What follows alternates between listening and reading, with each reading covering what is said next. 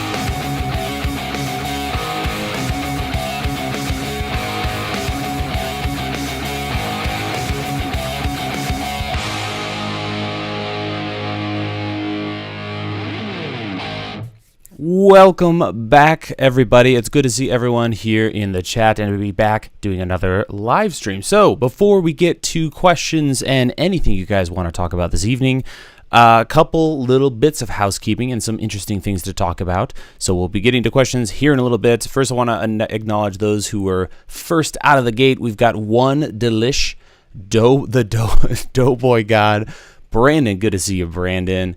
DJ Sucker Trash, Miss the one and only Mr. Camera Junkie, Reach Films, Rehabard and Cod, Evan, I Love AK123, Raisin, Parker, good to see you, Parker, and others. So welcome, everybody.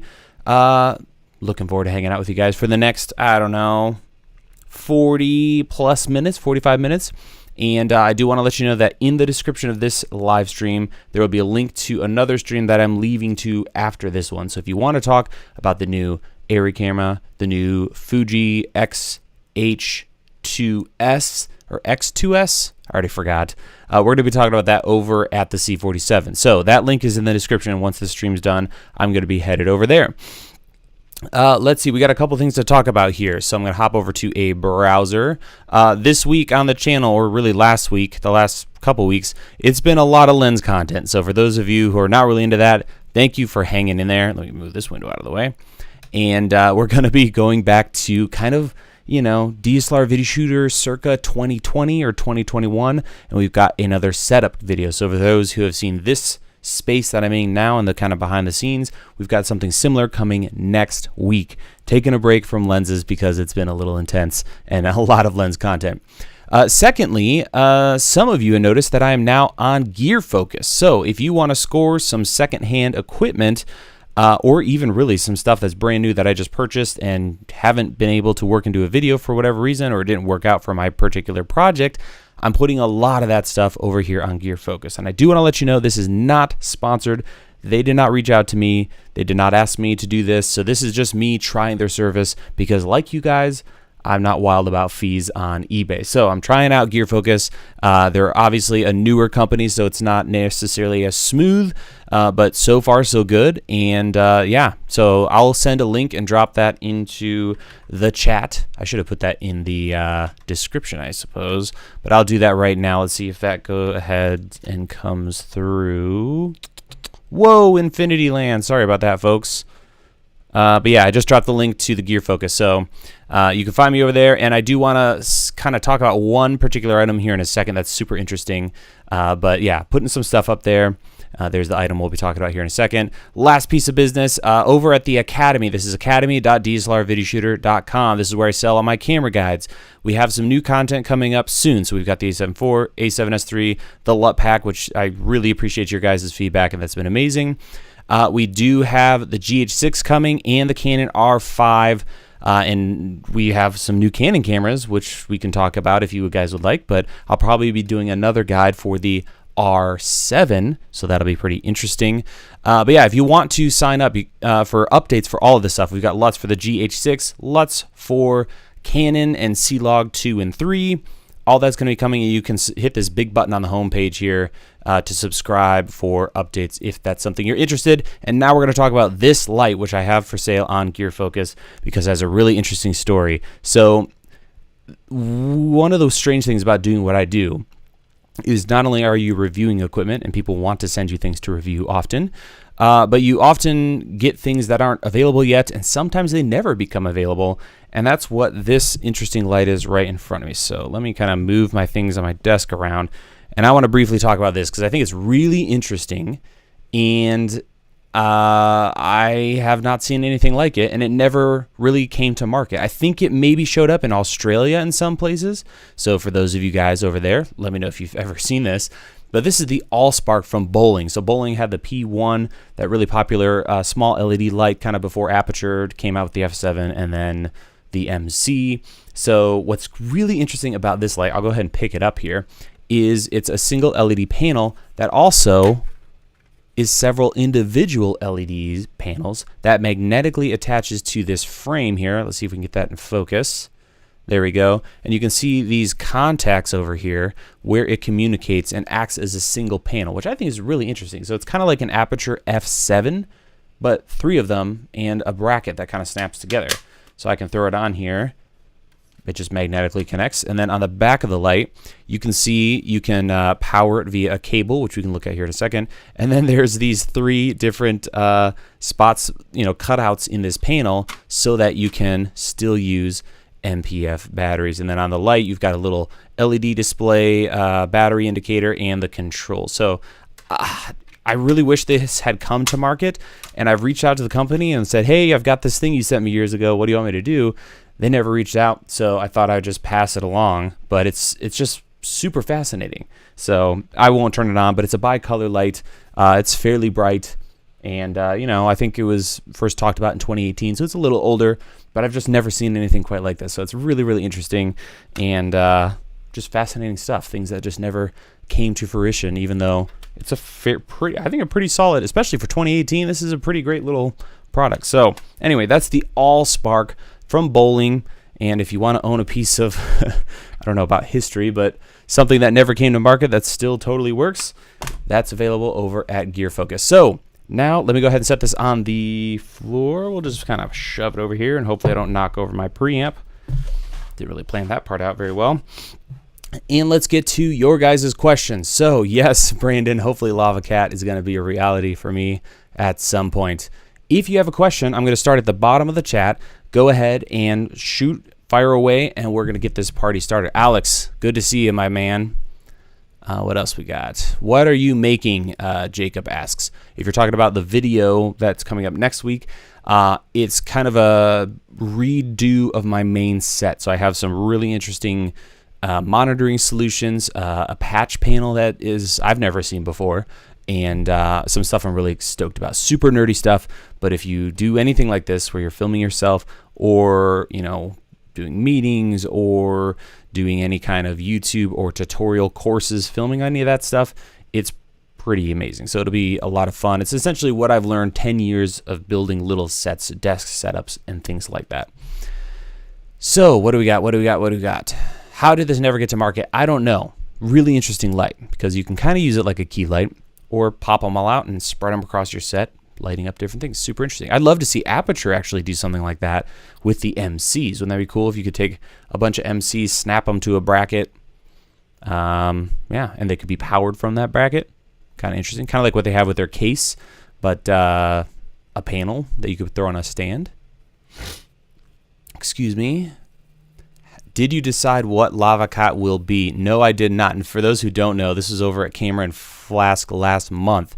So maybe it'll come up again tonight when we go over there after this stream. But I accidentally typed in Lava Cat instead of Lava Carts, and now I'm obsessed with Lava Cat. And I need to figure out a way to get that domain, even though I was quoted like $4,000 or something insane. Okay, so let's see here. I need to pay attention to these questions. Will you ever, this is from Dan, do a video like expensive lights with beginner camera versus cheap lights with expensive camera? Oh, I see what you mean. Yeah. Maybe not that combination, but I've been wanting to do a video talking about old cinema cameras versus modern more budget-friendly cameras. So maybe when that Canon R7 comes out, like, what should you consider? Should you go with something like that costs around $1,500, or buy a $1,500 Sony, something Cine Alta, or some older cinema camera that's now $1,500? That could be really interesting to kind of see what you're getting. Yeah, I like that kind of stuff. I would love to do more of that. All right, what do we got here? Nam, what would you say to a videographer who wants to take the next step in video, more along the lines of obtaining customers, beginning a production company? Excuse the packed question. No, it's not packed at all. That's a great question. Do more of it. I think the customers and getting clients thing starts to happen over time. The most important thing is to get out there, film a ton of stuff, meet a bunch of people, work on a ton of sets, and then I think the customer thing starts to happen.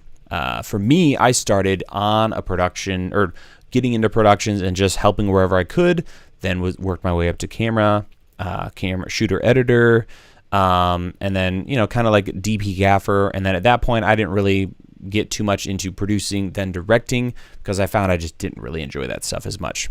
So that's kind of what I would recommend. Work your way up and just do a lot of work and work with a lot of people.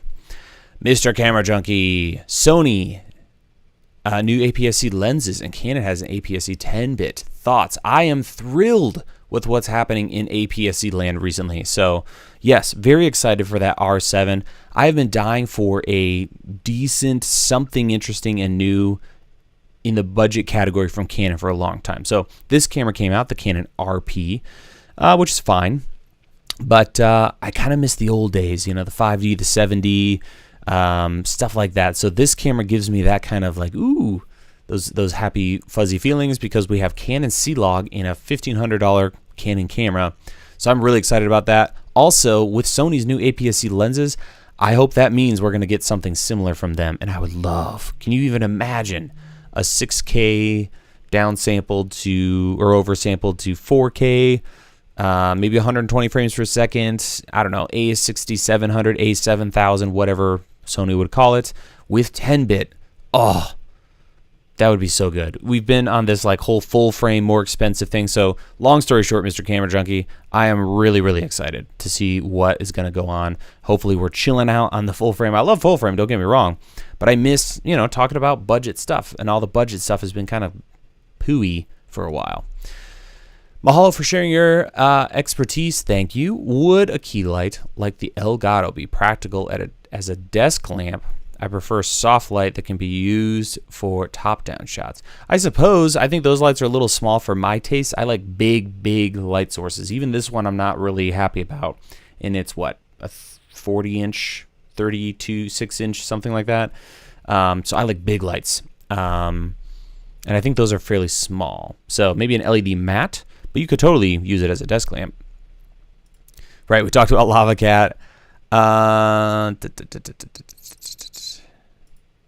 This would probably include, it depends in your answer, but iFootage monopod or tripod. Oh man, if you don't have a good tripod, start there, and then monopod after that. Thoughts on the new Alexa 35? Sir Roger Deakins, good to have you as always, sir. We're going to talk about it more. I'll kind of say that stuff for the next show when we go over to C47. Links in the description for those who are just recently joining us. But I'm super excited. I feel like that's all I talk about. I'm super excited, guys. No, I'm really stoked to see something new from Arri, and it's going to be really interesting to see what that does to their other lineup. Are we going to see any updates? Are going to have to wait another 5 to 10 years for those? Hopefully, a camera like this starts to bring the Alexa LF down, because holy smokes, would it be great to own that someday and it not be whatever it is now. 60 grand, $65,000, something like that. If I could get that down to like more like 10 grand, like conceivable prices someday, oh, that'd be lovely. Does the A7S III guide work with the FX3? Yes. I need to figure out a way to market that better, because Sony, as you guys know, have similar cameras that are super close together.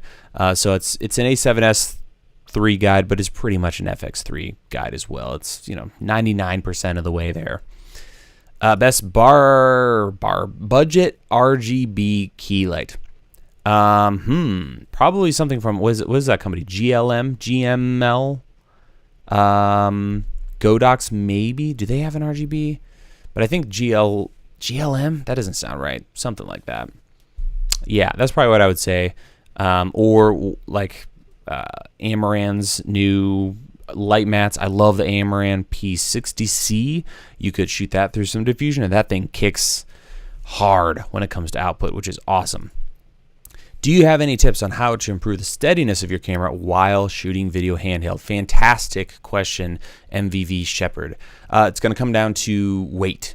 You can choose dumb weight or smart weight. So when you see those giant camera builds for movies, that's smart weight. All the stuff attached to that camera where people are having to use steady easy rigs to hold it, that's all smart weight. There's lenses, there's motors to control the lenses, there's wireless systems, there's range finders. All of that smart weight is doing something for you. Or there's batteries, that's a big one. Or there's dumb weight. You can literally go to Home Depot and buy a cinder block, find a way to mount or clamp your camera to that, and if you hold that cinder block and move the camera around, it's going to look amazing. But that's dumb weight. So that's what I recommend, is maybe get a big honking V-mount battery with a plate, find a way to attach that to the back of your camera, and that alone is going to help you get your handles further out. That's another great way to go. Instead of having like something really compact and tight, move the handles like this where they're offset, okay? And that with a battery, it's going to do wonders. So yeah, weight, smart or dumb, either is going to work. 3D printed Blackmagic audio thing still in the works. You know what? CRS. Yes, it is. I kind of stopped that, and I might release the files at some point. Maybe in the next live stream I'll bust that out. Maybe next week I'll get it and show it to you guys. But yeah, I might just release all the files on Thingiverse or something, and people can just grab it and download it and print it themselves. Hello, Caleb. Hi, Caleb. Caleb here. Greatly appreciate all your content. Thank you so much, Caleb. Appreciate it. And good to have another Caleb in the house. All right. Let's see what else we got here. Will you ever make a video for light for Zoom for normies? So I kind of have. There's two videos I'd recommend you check out. One, I think if you go to my channel and go to most popular videos, I think it's one of the most popular. So let me just do this. Apologies. Let's just do this here. Let's go there.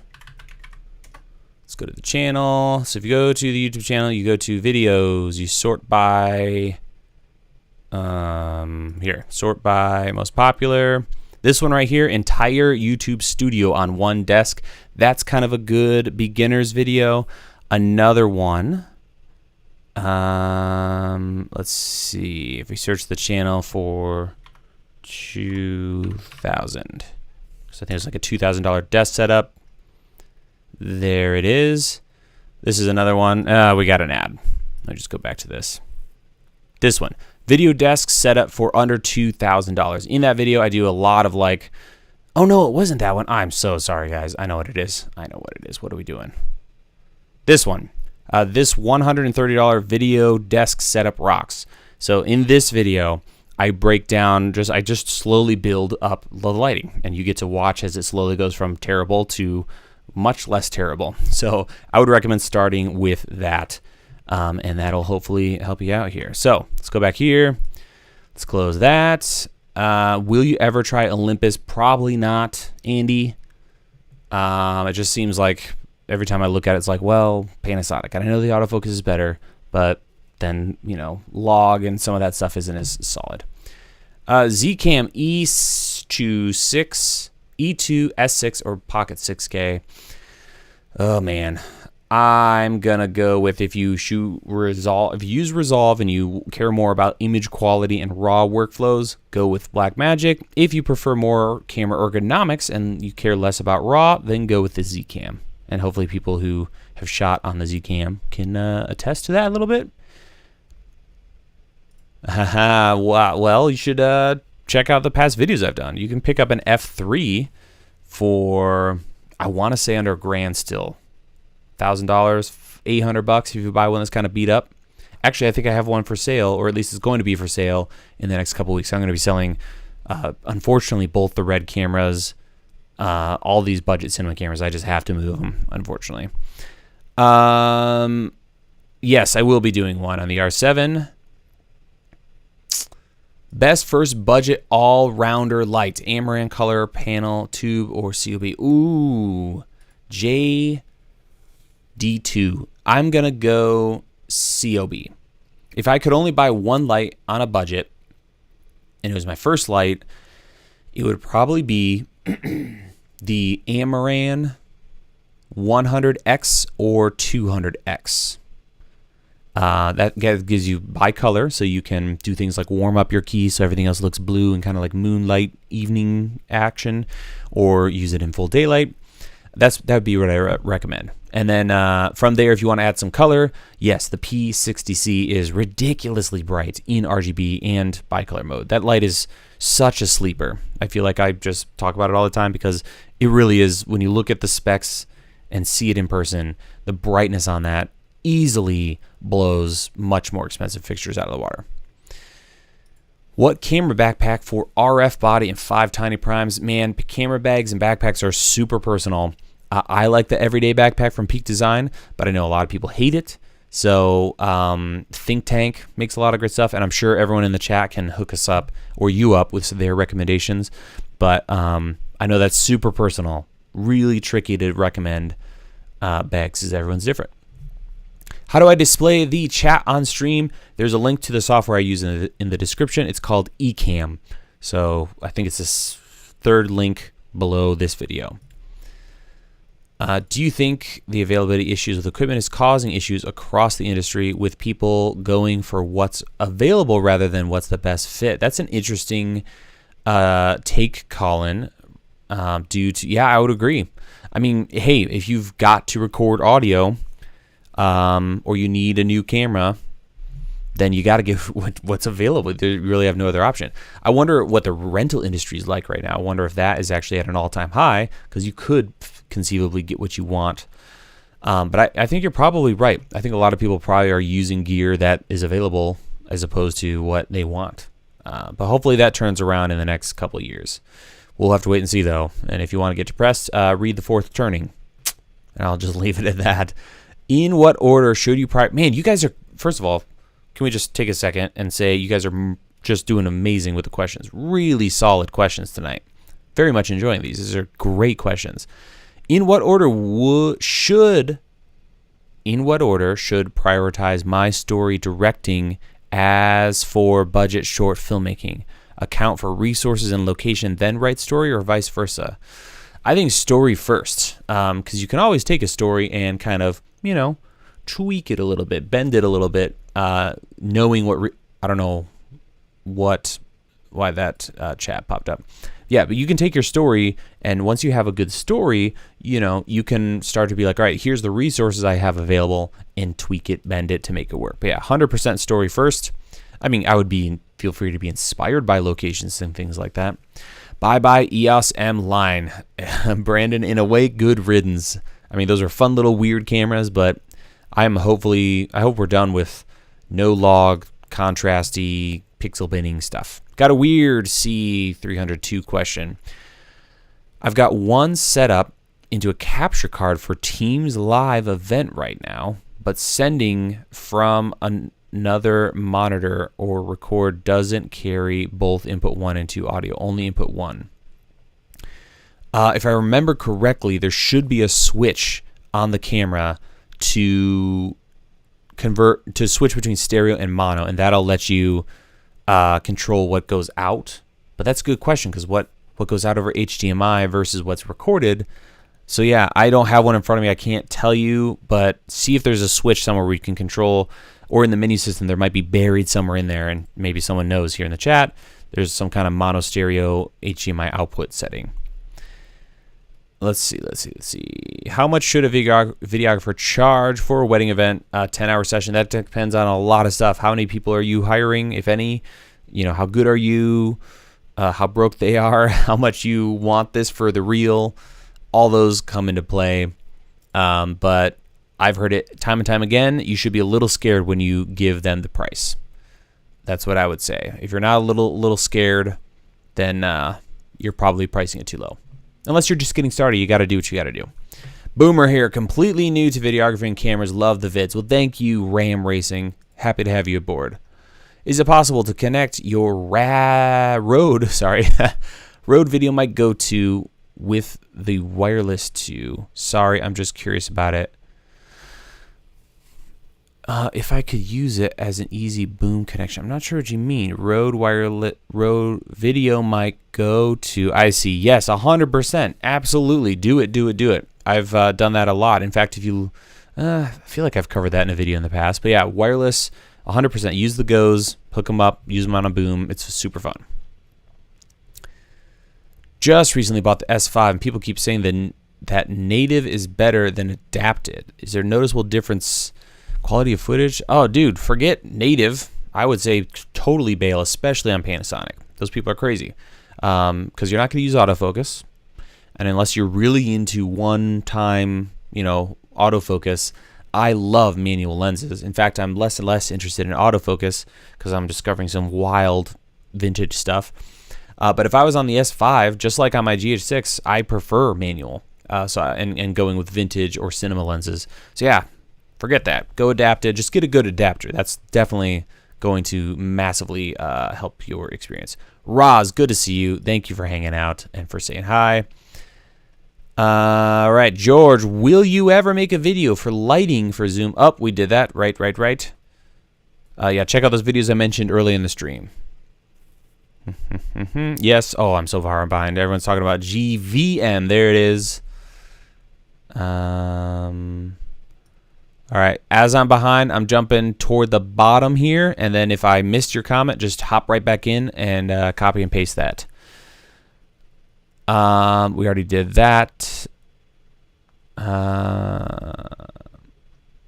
Do you suggest you always have your ISO as low as possible when shooting? I try to stay around 200 to 800. I recommend shooting whatever is native, so look it up for your camera. Usually, that's just setting it to the lowest setting, but not always, because some cameras have kind of an I don't know why I'm wearing these. I don't need these anymore.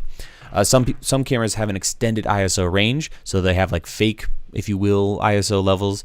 But look up your camera's native ISO and stick with that if at all possible. Let's see, what do we got? Do you do consulting? Offer consulting for information on setup for production? I do not. I would love to. I think retirement for me would be just chilling with people and doing consulting. That'd be super fun. But as it stands, I just don't have the time. So sorry about that, Samantha. And good to see you. Samantha's been around on the channel for a long time. How do I know when I should upgrade my gear? Lens. When it can make you more money, or when you're just tired of it and you can afford a new one and it'll make you more money, I suppose.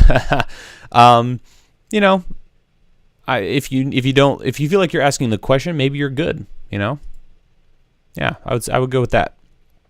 If you're unsure, just if it works, it works.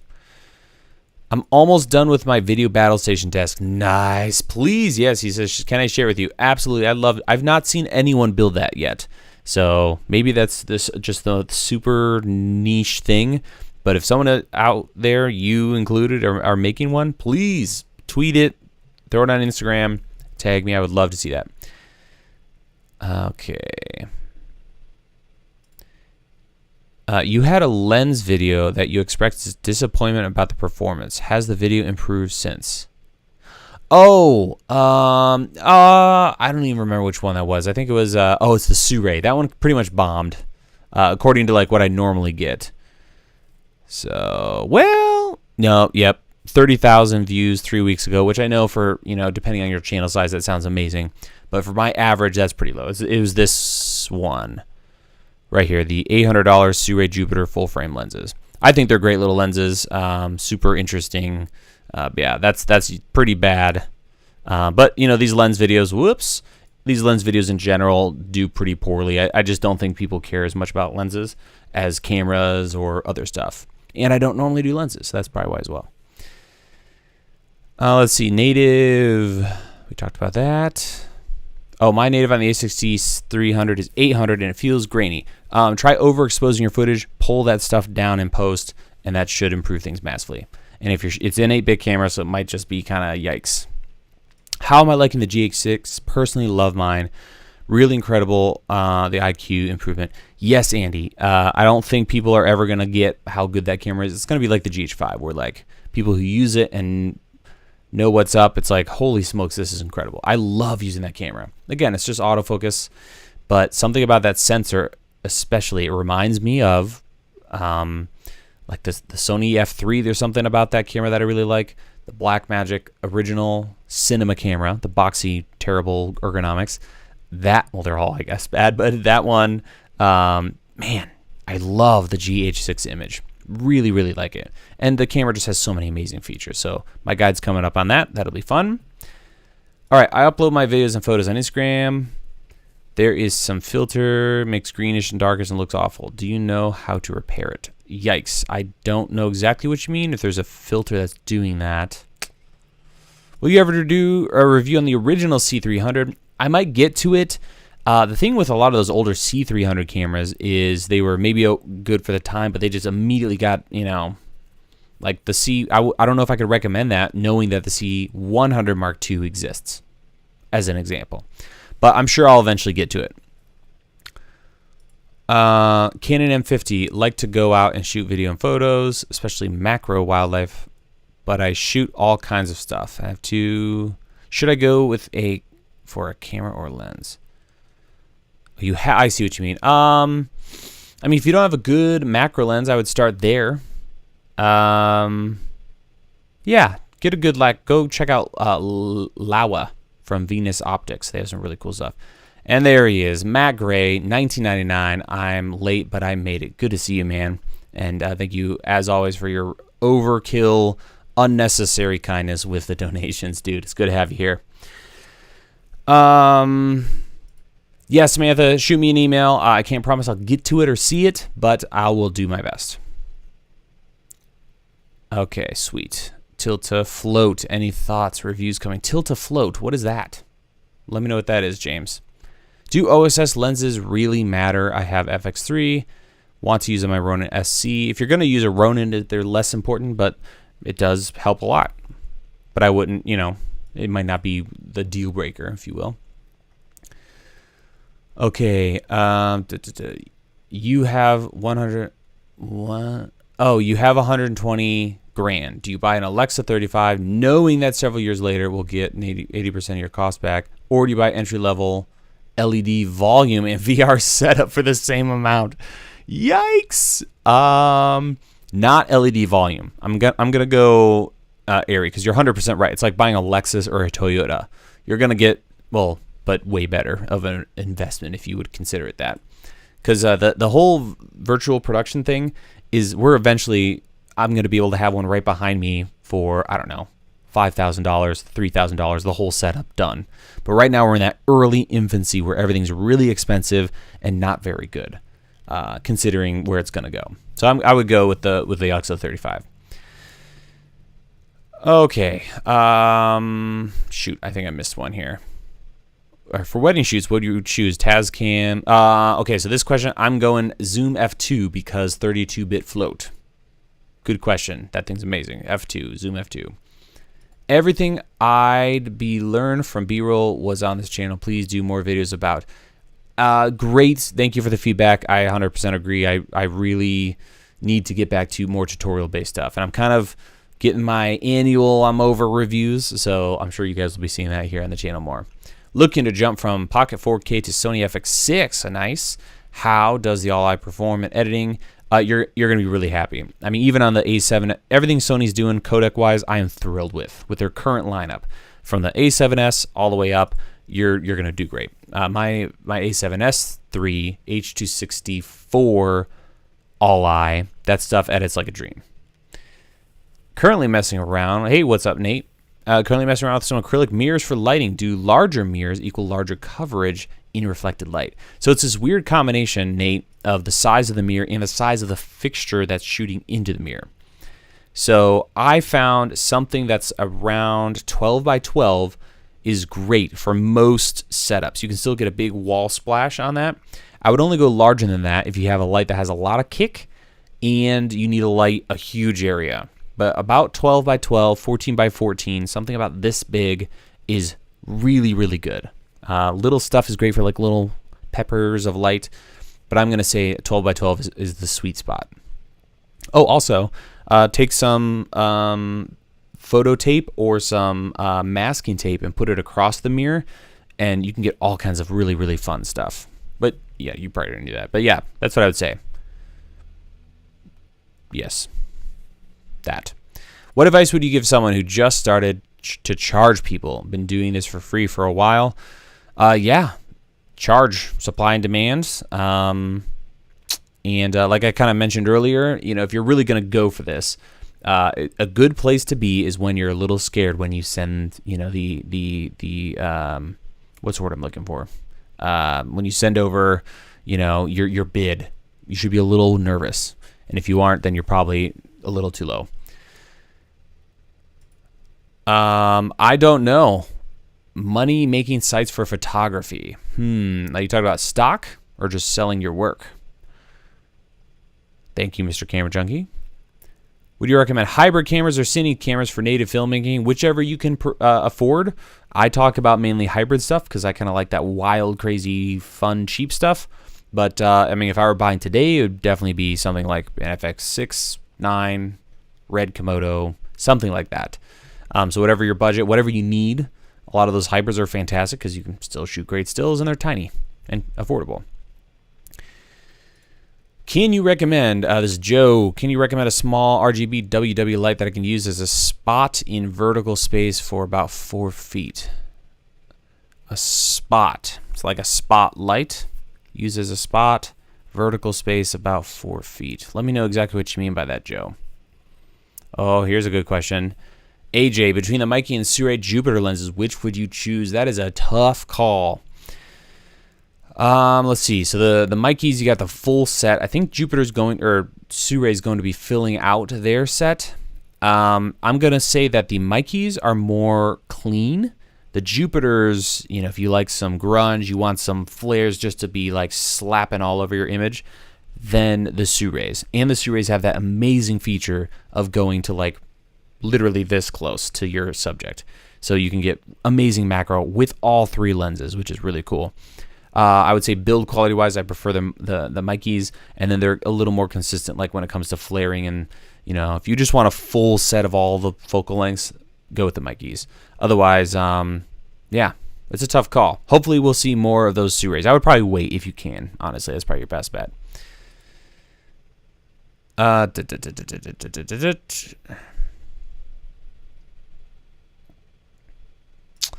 Sent you a couple of weeks mail about video hack stuff like he's. Oh, I can't remember if I've seen that or if I'm mixing that up with another video shutter house.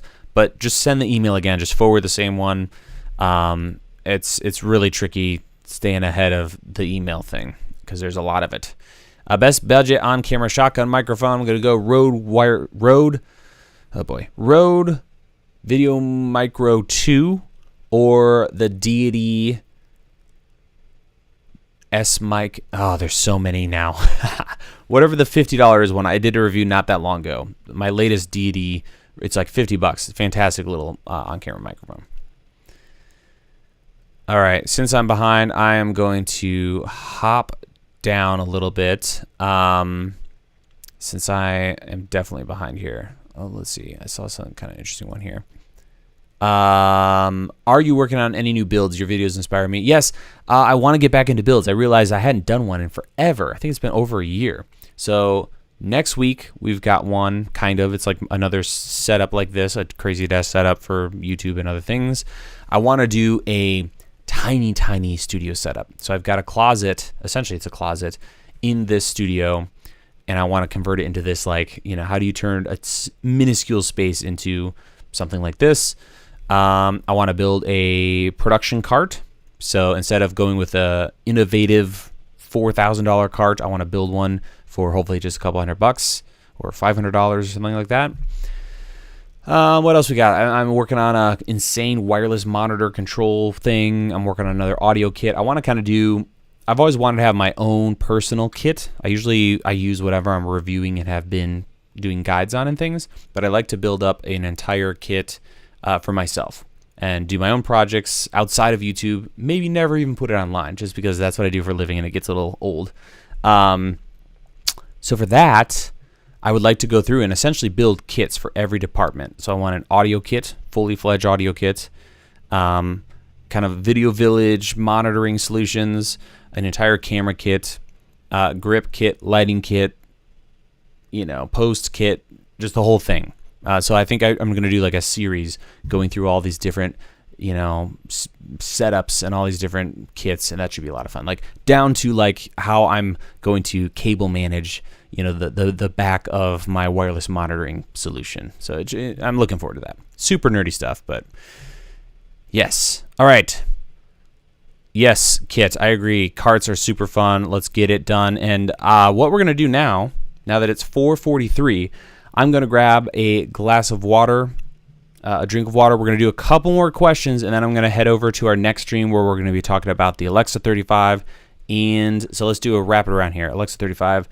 And what is it? The Fujifilm X-H2S? Or is it X2S? I keep getting that mixed up. All right. When I say kit so many times. Sorry, kit. Yeah. That's fantastic. Ooh, there's an interesting question. What do you think is easier to edit, ProRes or H.265? Hands down, ProRes. H.265 is murder, but I would almost prefer H.265 because when you're done with a project, a ProRes file is giant. Whereas H.265, you can transcode it and then delete those transcodes, and now you have a nice, tidy, small file size. And that's what I love about Panasonic is they have 150 megabits and you can get 10-bit 422, but it's a really small file size, and I really appreciate that. Let's see here. Scott, very interesting test indeed. Road 2 versus the Sennheiser EW100 expected the Sen to totally wipe out the Road. They performed identical. Interesting. If only that was true, like across the board. There you go, Mr. Camera Junkie. Of course you know. XHS2. There it is. Good to see you, Baron. Make the ultimate rock and roller build, please. Yeah. Maybe. It would probably just be a video talking about lava carts. They're not sponsoring, but Pat told me about them. Really interesting. They build mods and you can attach them to those cards. All right, boys and girls, I think we're going to call it here. So here's the deal. In the description of this video, at the bottom, there is a link to another stream that we're going to be heading over to. So I'm going to drink some water, use the restroom, and that stream is going to start in 14 minutes. So 14 minutes, new stream, C47. You guys really knocked it out of the park tonight. Not that I, think there's nights where you guys have terrible questions. But tonight, there was a lot of really good questions, really interesting stuff, a lot of thought-provoking ones. So I appreciate that. We're going to be back next week. I don't think there's going to be any reason not to be back next week. So I'm looking forward to hanging out with you guys then. We got a new video next Tuesday, and it's going to be a good time. So thank you guys so much for the support. Really, really appreciate it. And we'll see you guys over on Twitter, the channel, and elsewhere. So I hope you guys have a wonderful evening, and we'll see you over in our next stream. Again, link in the description. Have a great night, and we'll see you guys over there.